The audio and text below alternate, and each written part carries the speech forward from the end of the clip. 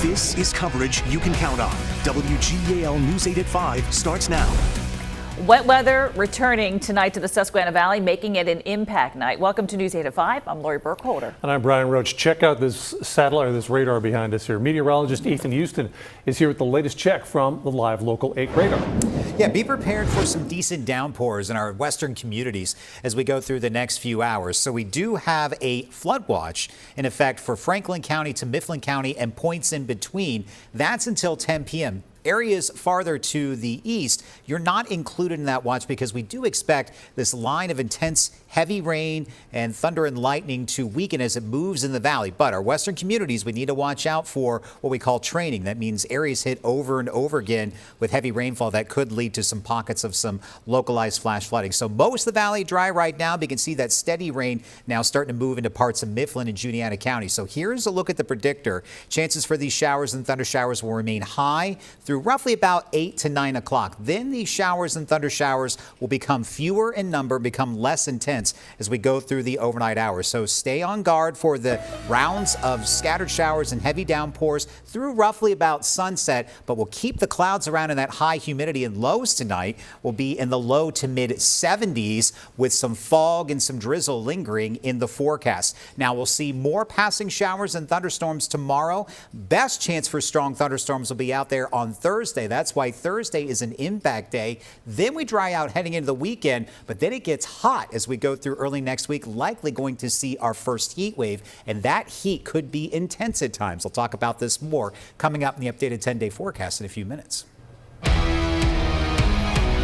We are continuing to follow breaking news out of York County. Police have a suspect in custody after a shooting in the parking lot of a grocery store. News 8's Meredith Jorgensen joins us live at the scene on Market Street and spoke with a witness. Meredith?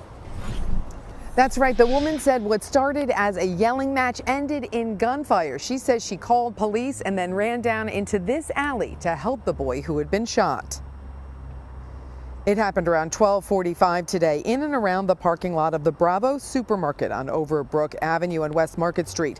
A witness we spoke to said she heard people arguing and thought the fight was going to escalate, so she called 911. While she was on the phone with police, that's when she heard the shots.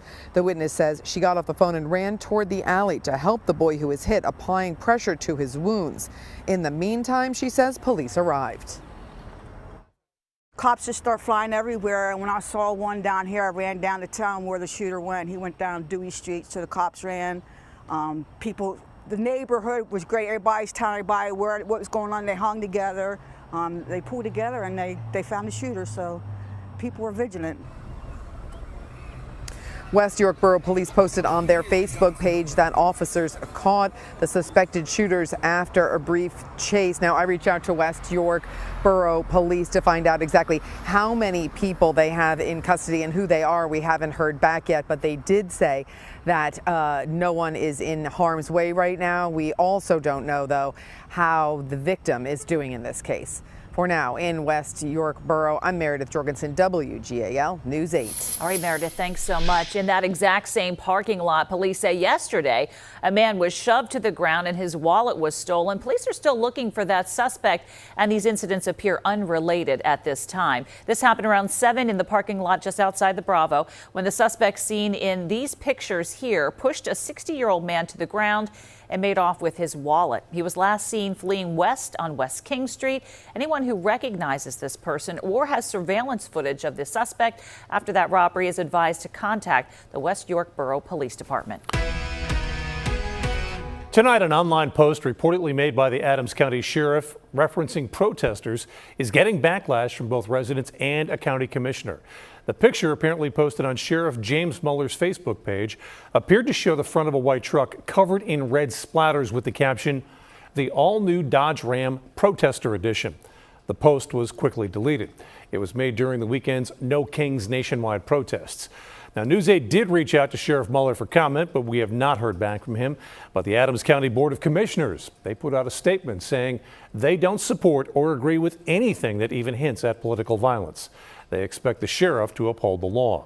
News 8 also received a statement from Commissioner Marty Qualley, who said, quote, "The sheriff has placed law-abiding citizens and law enforcement at risk through his comments. The county administrator tells us no further action will be taken at this time. And tonight we're learning that a man was arrested at an anti-Trump protest this weekend in Chester County with 13 explosive devices since being found inside his home. You may have seen this video going viral on social media during Saturday's No Kings rallies, showing police in West Chester arresting a man with a tactical vest on.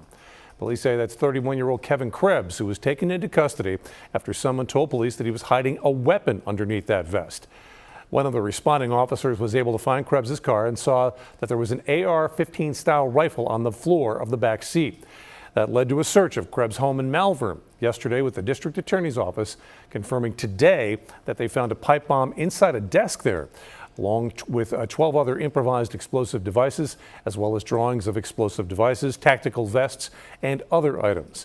Officials say all of the explosives were deemed safe by the bomb unit and no one was hurt. Still, though, neighbors are on edge. The way things are now, I mean, I think we all need to be very careful in what we do, where we go. You have to have eyes in the back of your head because you never know what you're going to come across. Krebs is currently being held in the Chester County Prison awaiting a preliminary hearing.